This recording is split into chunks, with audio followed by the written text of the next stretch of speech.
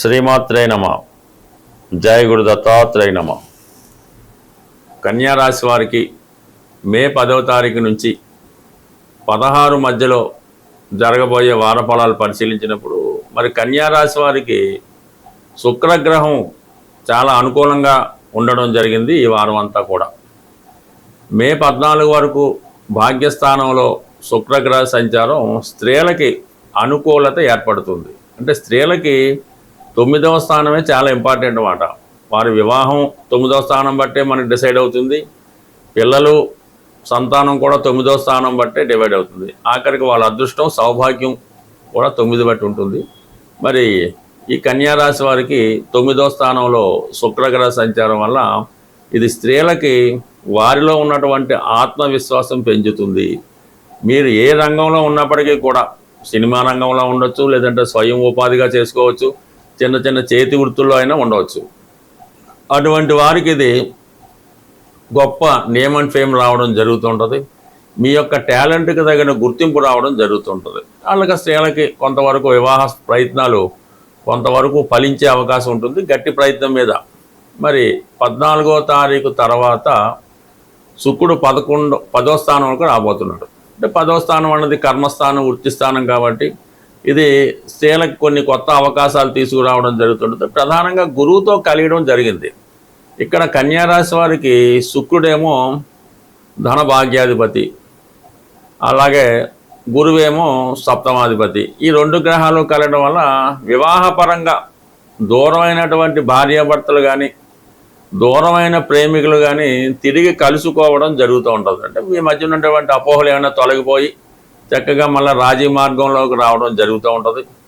అలాగే వివాహ ప్రయత్నాలు చాలా వరకు ఫలించే అవకాశం ఉంది. ఈవెన్ కుటుంబ సమస్యలు కూడా, అంటే కుటుంబ పరంగా కుటుంబ సభ్యుల వాళ్ళు ఎదుర్కొన్నటువంటి సమస్యలు కానీ, ఈ భార్యాభర్తల మధ్య ఉన్నటువంటి కుటుంబ సభ్యులతో ఉన్నటువంటి విభేదాలు ఇవన్నీ కూడా సమసిపోయి అంతా కూడా ఈ పెళ్లి విషయంలో, అన్యోన్యత విషయంలో, ప్రేమికుల విషయంలో పరస్పరం ఒక అంగీకారానికి రావడం జరుగుతూ ఉంటుంది. అలాగే మీరు అదనపు ఆదాయం కొరకు కానీ కొత్తగా ఏదైనా వృత్తి స్టార్ట్ చేద్దాం అనుకున్న వాళ్ళకి కూడా ఇది చాలా మంచి అనుకూలమైంది. అంటే శుక్రుడు దశమలో గురువుతో కలిసి ఉండడం వల్ల రెస్టారెంట్ పెట్టుకోవచ్చు, ఫాస్ట్ ఫుడ్ సెంటర్ పెట్టుకోవచ్చు, లేదంటే రైస్ షాప్ పెట్టుకోవచ్చు. ఏదైనా గౌరవప్రదమైన వృత్తి ఏది పెట్టుకున్నా ఈ సమయంలో రావడం జరుగుతుంది. ఇక ప్రధానంగా అబ్జర్వ్ చేయవలసింది ఏంటంటే ఈ వారం 11వ తారీఖు నుంచి కుజుడు 8వ స్థానంలోకి రాబోతున్నాడు. ఆల్రెడీ ఈ రాశి వారికి రవి ఈ మే 15 వరకు కూడా 8వ స్థాన సంచారం వల్ల ప్రభుత్వ అధికారుల వల్ల వేధింపులు ఉండడం జరుగుతుంది. అలాగే ప్రభుత్వ ఉద్యోగులకి పై అధికారుల వల్ల చికాకులు, ఇబ్బందులు రావడం జరుగుతుంటుంది. వృత్తిపరంగా మీరు కొన్ని సమస్యలు కానీ ఇబ్బందులు కానీ కొంతవరకు అన్నెసరీ ట్రాన్స్ఫర్లో, అన్నెసరీ పనిష్మెంట్లో లభించే అవకాశం ఉంది. దానికి కుజుడు కూడా అక్కడ చేరడం వల్ల ఏంటంటే కొన్ని అనుకోని ఇబ్బందులు, అపవాదులు రావడం జరిగే సూచనలు ఉన్నాయి. అలాగే మరి సాహసమైన వృత్తుల్లో ఉన్నవాళ్ళు, ఇటు వృద్ధులు లాంటి వాళ్ళు కానీ వాహనాలు వేగంగా నడిపేవారు చాలా జాగ్రత్తగా మీరు వాహనాలు నడపడం కానీ మరి మిగతా విషయాల్లో కూడా చాలా జాగ్రత్తగా ఉండడం జరుగుతుంది. అంటే 8వ స్థానంలో 2 అగ్నితత్వ గ్రహాలు, మరి రాష్ట్రాధిపతి బుధుడు కూడా అక్కడే ఉండడం వల్ల అనుకోకుండా కొన్ని ప్రమాదాలు జరిగే అవకాశం ఉంది. ప్రధానంగా ఈ వాహనాలు నడిపేవాళ్ళు హెల్మెట్ కంపల్సరీగా పెట్టుకోవాలి. మరి ఎందుకంటే మేషరాశి మీకు ఇప్పుడు ప్రస్తుతం 8వ అక్కడ కుజుడు రవి ఉన్నారు కాబట్టి హెడ్కి సంబంధించినటువంటి హెడ్ ఇంజరీస్ లాంటివి జరిగే అవకాశం ఉన్నాయి సాధారణంగా. అందువల్ల చాలా వరకు జాగ్రత్త వహించడం మంచిది. బట్ ఏదైనా మరి ఈ కన్యారాశి వారికి సప్తమంలో శనిగ్రహ ప్రభావం వల్ల గతంలో లాగే భార్యాభర్తల మధ్య ఏదో ఒక అవగాహన లోపం వల్ల పరస్పరం విరుద్ధ భావాలతో వారి జీవితం గడపడం జరుగుతుంది. బట్ ఏదైనా ఇది ఎప్పటికైనా పరిష్కారం అవుతుంది. బట్ టెంపరీగా ఇబ్బంది అన్నమాట. అంటే బంధం గట్టిగా ఉంటుంది కానీ చూసిన వాళ్ళకి అనుకూలంగా ఉంటారు, వ్యక్తిగతంగా వాళ్ళు పెద్ద సుఖంగా ఉండలేకపోతుంటారు. బట్ ఏదైనా ఈ పెళ్లి భార్య విషయంలో రాజీ పడక తప్పదు ఈ కన్యారాశి వారు. మనకి ఈ వారంలో 12వ తారీఖున హనుమత్ జయంతి రాబోతుంది. అయితే ఎప్పుడు ఆంజనేయ స్వామిని పూజించడం అన్నది ఆ ఫలితం ఒక రకంగా ఉంటుంది. కొన్ని ప్రత్యేకమైనటువంటి పర్వదినాల్లో ఈ స్వామిని పూజించినప్పుడు ఆ ఫలితం మనకి మరింత శీఘ్రంగా వచ్చే అవకాశం ఉంటుంది. అయితే ఈ ఆంజనేయ స్వామి వారికి పూజించే విధానంలో అంటే సాధారణంగా టెంపుల్లో అర్చనో అభిషేకం చేయించుకోవడం జరుగుతుంటుంది. మనకి మీరు ఏదైనా ఒక కార్యాన్ని స్వామికి అప్పచెప్పాలనుకుంటారు. మీరు ఏదైనా ఒక కార్యాన్ని స్వామికి అప్పచెప్పాలి, లేదంటే మనం కోరుకోవాలనుకుంటాం. అది ఉద్యోగమా, పెళ్ళ, సంతానమా, ఏదైనా అయినప్పుడు మరి స్వామివారికి తమలపాకులతో పూజ చేయడం వల్ల మీకు ఆ కోరిక సిద్ధించడం జరుగుతూ ఉంటుందన్నమాట. ఆ కార్యక్రమం విజయవంతంగా పూర్తవడం జరుగుతూ ఉంటుంది. మీకు రుణ బాధలు ఎక్కువగా ఉన్నాయి, అన్నదమ్ములతో విభేదాలు, భార్యాభర్తల మధ్య సమస్యలు, ఇటువంటి ఉన్నప్పుడు స్వామివారిని మంగళవారం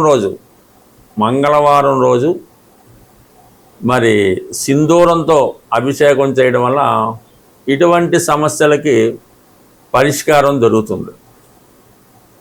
మనం కేవలం ఉద్యోగం కొరకు ప్రయత్నం చేస్తున్నాం, ఎటువంటిగా ఉద్యోగం రావటం లేదనుకున్నప్పుడు మీరు ఉద్యోగం వచ్చేదాకా కూడా ప్రతి శనివారం రోజు ఆంజనేయ స్వామి వారి ఆలయంలో దర్శించుకోవడం, అంటే శనివారం అది దర్శించుకొని మీకు వీలున్నప్పుడు వడమాల స్వామికి సమర్పించవలసి ఉంటుంది. అలాగే ఒక 5 అరటిపళ్ళు బాగా ముగ్గినవి స్వామికి నైవేద్యంగా ఇవ్వడం వల్ల కంప్లీట్గా మీకు ఈ యొక్క ఉద్యోగ ప్రయత్నాలు నెరవేరుతాయి. అంటే కంటిన్యూడ్ చేయనివ్వడం, మీకు కొన్ని వారాలు చేయబోతులకే మీరు ఆ ఫలితం వచ్చేస్తుంది. దాని తర్వాత మీరు ఆ ఉద్యోగంలోకి వెళ్ళి స్వామిని మర్చిపోవడం జరుగుతూ ఉంటుంది. అలాగే ధనం సరిపోవడం లేదు, ఖర్చులు ఎక్కువైనాయి, ఆదాయం తక్కువైంది అన్నప్పుడు స్వామివారికి మరి గురువారం రోజు శనగలు, ఈ కొమ్ము శనగలు నానబెట్టి, ఉడకబెట్టకుండా నానబెట్టిన కొమ్ము శనగలు మరి స్వామికి నైవేద్యంగా పెట్టడం వల్ల, అక్కడ ఉన్నటువంటి భక్తులకు పంచిపెట్టడం వల్ల ఆర్థిక పరంగా మీకు ఉన్నటువంటి అన్ని సమస్యలకి పరిష్కారం దొరికే అవకాశం ఉంది. ఇక ప్రధానంగా ధనం ఏమీ లేదు, ఏ పని చేయలేకపోతున్నాం, ఫైనాన్స్గా బాగుండాలనుకున్న వాళ్ళు బుధవారం రోజు, అంటే బుధుడు వ్యాపారకారకుడు కాబట్టి వ్యాపారం సజావుగా సాగాలన్నా, విద్యార్థులకు చదువు బాగా రావాలన్నా ఈ బుధవారం రోజు ఆంజనేయ స్వామి వారి ఆలయంలో అటుకులు బెల్లం కలిపి పొడిగానే అక్కడ స్వామికి నైవేద్యంగా పెట్టడం వల్ల కూడా మీకు ఈ వ్యాపార పరంగా కానీ ఉద్యోగపరంగా కానీ అవకాశం అది ఉంటుంది. ఈ విధంగా మరి ఏ సమస్యకైనా స్వామి పరిష్కారం చూపగలరు. అయితే ఆ సమస్యను బట్టి ఏ గ్రహం ఆ సమస్యకి కారణమవుతుంది, ఆ రోజు స్వామివారిని విధి విధానంగా పూజించడం వల్ల 100% మీరు అది పొందుతారు. అది పర్టికులర్గా నియమం. ఈ ఆంజనేయ స్వామి వారిని మనం కోరినప్పుడు ఆ కోరిక తీరేటంత వరకు కూడా మీరు మరి బ్రహ్మచర్యం పాటించక్కర్లేదు, కానీ కొన్ని వాటికి దూరంగా ఉండాలి. అది వ్యభిచారం, అలాగే మత్తు పానీయాలు, అలాగే ఈ మాంసం, చేపలు, ఇటువంటి దూరంగా ఉండవలసి ఉంటుంది. అలాగే మీకు స్వామి ఇవ్వడం జరుగుతుంది. ఇవన్నీ మానేసి మీరు ఒక 40 రోజులు అనుకుందాం, ఒక 5 వారాలు అనుకుందాం, అనుకోకర్లేదు. మీరు కంటిన్యూ చేయండి, కంప్లీట్గా మీ సమస్య తీరడం జరుగుతుంది. బట్ ఏదైనా ఒక దీక్ష చేసినప్పుడు కొన్ని వదులుకోవాల్సి ఉంటుంది. అన్నీ కావాలి, అన్నీ చేస్తాం, ఈ స్వామిని చూస్తాం, ఎన్ని పూజలు చేసాం, ఉపయోగం లేదంటే కుదరదు. కంపల్సరిగా కఠినమైనటువంటి శ్రమతో మీరు ఒక యమ నియమాలు పాటించినప్పుడు అది మీ నియమాన్ని బట్టి ఎంత తొందరగా రావడం అన్నది అది నిర్ణయం జరుగుతుంది. బట్ ఏదైనా ప్రయత్నం ఇంపార్టెంటు, దీక్ష ఇంపార్టెంటు. 100% స్వామి తలుచుకుంటే ఇవ్వనిదైతే ఏదీ లేదు.